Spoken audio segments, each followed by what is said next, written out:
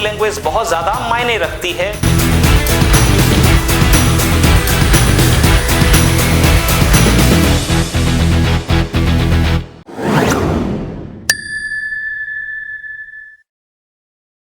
तो क्लास, आज हमने इस प्रैक्टिकल क्लास में लोगों के द्वारा उनके दिए गए स्पीच की समीक्षा की, पीयर टू पीयर रिव्यू आज हमने हर व्यक्ति का यहाँ लेने की कोशिश की और हाथ ही हाथ उनको इम्प्रोवाइज करने की एक आदत को जो हम करते आ रहे हैं उसको दोबारा से रिपीट किया है। जैसे कि आप जब स्पीच देने के लिए जाते हैं तो अपने उस स्पीच की पॉइंटर्स की लिस्ट अपने माइंड में आप दोहराते रहें और जैसे जैसे आप एक तरह से ए पॉइंट से बी पॉइंट तक जाते हैं तो उसके बीच में अगर कुछ माइलस्टोन है A1, A2, A3, वो सारे के सारे अपने माइंड में आप पूरे टिक करते जाएं ताकि आपको लगे कि ये मेरा पॉइंट हो गया, मुझे अब इस पर आना है। कुछ स्पीकर्स जो हमारे हैं, जो अमेजिंग स्पीकर्स बनने की तैयारी में हैं, कहीं उनकी फंबलिंग जहां हुई उनको उन शब्दों पर दोबारा से जोर देकर उनकी पुनरावृत्ति करनी चाहिए। अगर वो शब्द गलत बोल गया है तो हम उस शब्द को सही तरीके से बोलें।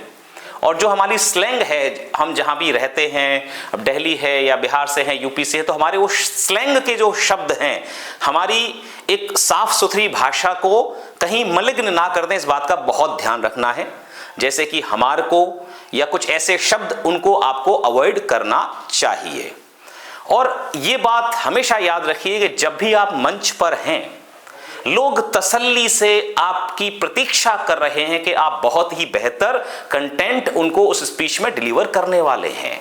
तो जल्दबाजी करने की जरूरत नहीं है, वहां से उतरने की एक आतुरता ना दिखाएं अपने आप को और इस वजह से जो नर्वसनेस है उसके शिकार ना बने।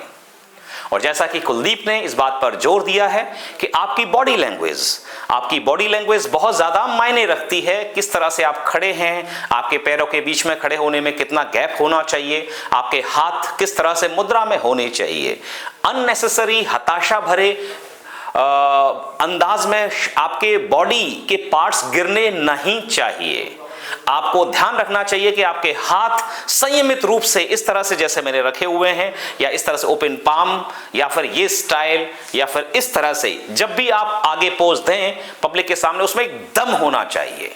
तो इन चीजों को ध्यान में रखते हुए बाकी सब लोग जो भी कविता पाठ कर रहे हैं या शेरो शायरी करते हैं या कुछ कहानी सुनाना चाहते हैं, उसका रिहर्सल बार बार पहले कैमरे के सामने अपने मोबाइल कैमरे में रिकॉर्ड करके माइंड में उसका रिपीटेशन करें।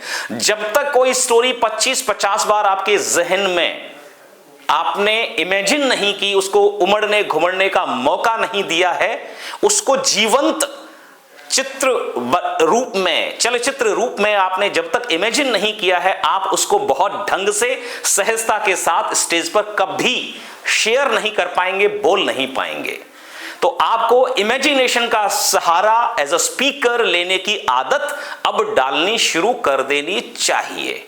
इमेजिनेशन, हम ये देखें कि मुझे खड़े होकर किन लोगों के बीच में बोलना है, किस तरह से भाव भंगिमा मुझे देनी है, किस मुखड़े पर, किस शब्द पर मुझे अपना हाथ ऊपर उठाना है या इस तरह से करना है, इसका इमेजिनेशन आपको पहले ही करते रहना चाहिए।